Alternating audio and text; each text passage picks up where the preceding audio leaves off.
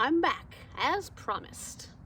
Assuming you watched Civil War Miracle Part 1. If not, you gotta go back and watch that first. Because today, we're gonna learn a little of life inside Andersonville Prison and what it took to survive.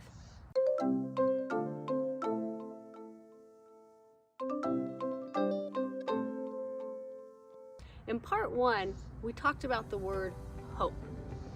Let's build on that. One prisoner wrote, "We are not to allow ourselves to get despondent and must talk, laugh, and make as light of our affairs as possible. Sure death for a person to give up and lose all ambition." Lots of prisoners died because they gave up all hope of survival and ended up refusing to eat or take care of themselves. In fact, the average lifespan in Andersonville Prison was just 95 days. Now, I want you to transport yourself back in time to 1864. Place yourself in Andersonville Prison and think about what type of prisoner you might have been. Would you have had the will to survive without giving up hope? I'll post some questions along the way. It's the teacher in me. Feel free to push pause and ponder if you want to. Prison entrance. The prison was run by Captain Wirtz, who would become the first man in history charged with war crimes and then hanged because of his mistreatment of prisoners. One soldier would never forget the first command Wirtz gave him: "Submit and enter the gates." Upon entering, aside from being confronted with a mass of tired and sick humanity, one of the first things the prisoner, or you, would notice is something called the deadline. The deadline formed a complete circuit parallel to the stockade, about 15 to 20 feet from the wall. Strips of board were nailed to wooden stakes about 4 feet high. It was meant to keep prisoners from digging tunnels under the wall and escaping. Guards were ordered to shoot any prisoner who crossed or even touched the deadline. So if you drop something on the other side, you'd best leave it or you're dead. Housing. The first order of business was claiming a small patch of earth, maybe 6 by 3 feet, and using whatever you had to set up house, or a shebang. Once you've found your patch in the prison, you get to decide how much effort you're willing to exert trying to keep yourself clean. Healthcare.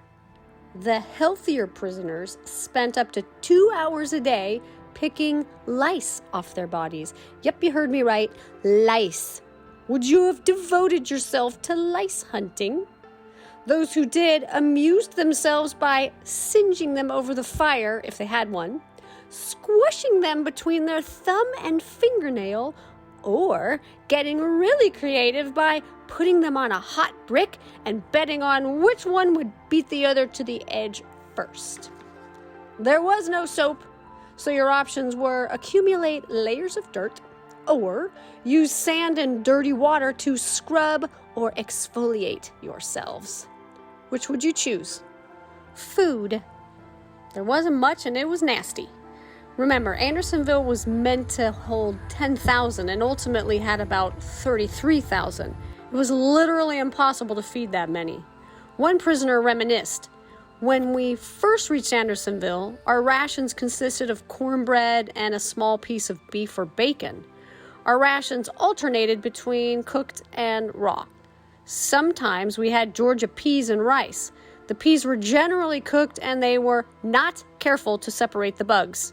The peas, bugs, seeds, and rice were all put in together." How the prisoners received their food varied. They had to get creative because most had no cup or plate to use. So some would collect their food, or mush as they like to call it, in, let's say, a blanket. And yes, that would be the same blanket they used to cover themselves at night. Others may use a hat or a shoe, or tie up a pant leg, or even just use their bare hands. Can you think of any other way you might have held your food? Be creative. Free time, also known as boredom. One of the worst aspects of being a prisoner was boredom. What do you do when you're bored?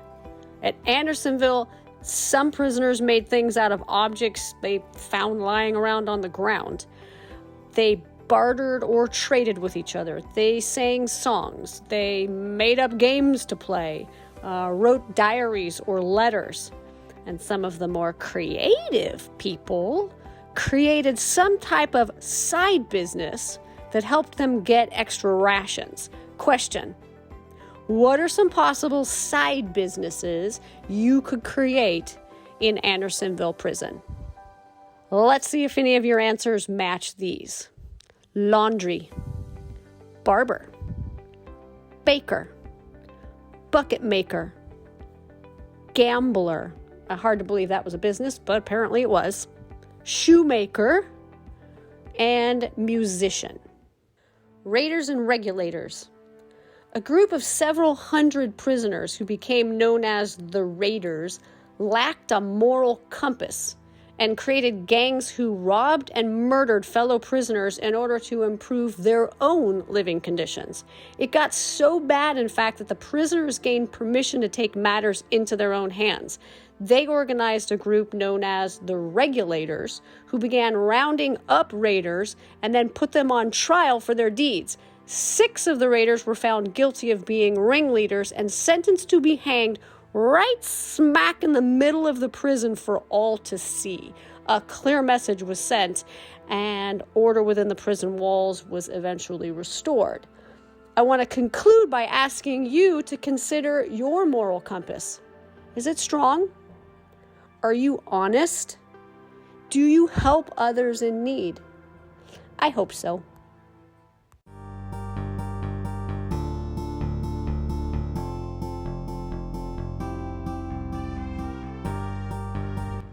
I'm Julie Clark, the History Teller. If you like the story, subscribe and set the notification thingy because you never know when my next story is coming out. Bye!